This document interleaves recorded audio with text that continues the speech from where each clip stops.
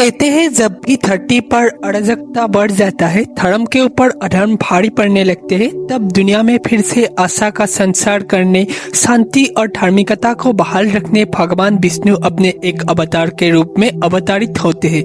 हिंदू धर्म के अनुसार हर अलग अलग युग में भगवान विष्णु 10 अलग अलग अवतार धारण करते हैं, जिसे दशावतार कहा जाता है। लेकिन इन सभी अवतारों का मकसद एक ही है, धर्म और धार्मिकता को वापस लाना और दुनिया और अच्छे लोगों को बुराई से बचाना। तो आज के इस वीडियो में हम देखेंगे विष्णु के पहले अवतार के बारे में और जानेंगे आखिर क्यों भगवान विष्णु ने एक मत्स्य का अवतार धारण किया था। लेकिन वीडियो में आगे बढ़ने से पहले अगर अभी तक चैनल को सब्सक्राइब नहीं किया है तो प्लीज़ सब्सक्राइब जरूर कर देना। तो नमस्कार फ्रेंड, मेरा नाम है भास्कर और स्वागत है आप सभी का हवाइन हाउ में।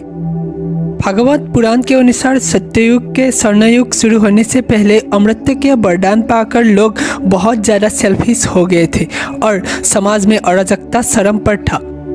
तब सभी देवों ने मिलकर पूरी दुनिया को बाढ़ में डुबाकर खत्म करने के और एक नया युग स्थापन करने का फैसला लिया। इसी कड़ी में सनातन धर्म के त्रिदेवों में से एक ब्रह्मा जी, जिसे सृष्टिकर्ता भी कहा जाता है, वो वेदों के अनुसार दुनिया के पुनर्निर्माण के काम में बिजी हो गया। लेकिन थका देने वाली इस कार्य के बीच में ही ब्रह्मा जी को नींद आ गई। कहते हैं तभी उनकी नाक से एक राक्षस का जन्म हुआ, जिसका सर घोड़े का था। राक्षस का नाम था हयग्रीव। जन्म लेते ही उसने वेदों की चोरी की और समुद्र के नीचे जाकर छुप गए। भगवान विष्णु दूर से ही इस घटना का नजर रख रहा था और उस राक्षस को पकड़ने के लिए एक छोटा सा मछली की रूप लेकर धरती पर पहुंच गए। इसे ही विष्णु के पहला अवतार कहा जाता है।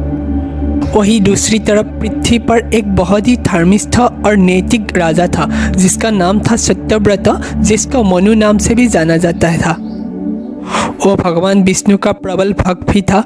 राजा मनु सूर्य को जल अर्पण करने के लिए एक दिन समुद्र के पास पहुंचा। उसने सागर से थोड़ा पानी अपनी हथेली पर लिया और देखा कि एक छोटा सा मछली भी पानी के साथ था।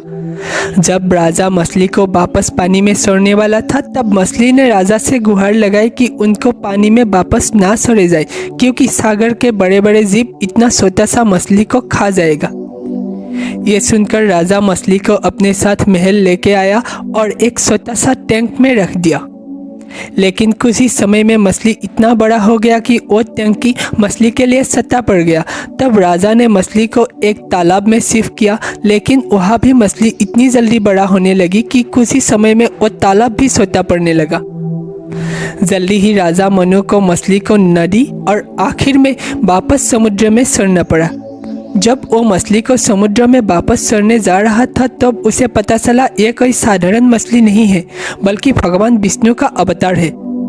भगवान विष्णु ने राजा से कहा वो ये सब उनकी आस्था और महानता की परीक्षा लेने के लिए कर रहा था, और राजा मनु को 7 दिनों के बाद धरती पर आने वाली संकट के बारे में भी बोला।